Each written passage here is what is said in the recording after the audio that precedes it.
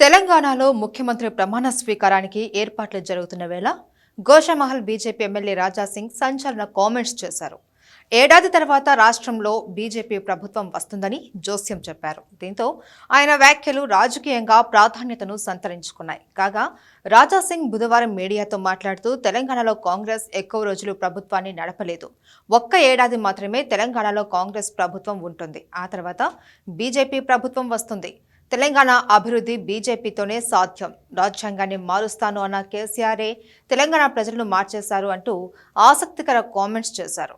ఇదిలా ఉండగా తెలంగాణ అసెంబ్లీ ఎన్నికల్లో బీజేపీ 8 స్థానాల్లో విజయం సాధించిన విషయం తెలిసిందే. మరోవైపు తెలంగాణ ముఖ్యమంత్రిగా TPCC chief Revanth Reddy LB స్టేడియంలో ప్రమాణ స్వీకారం చేయనున్నారు. రేపు మధ్యాహ్నం 1:42 ఆయన ప్రమాణ స్వీకారం చేయనున్నారు.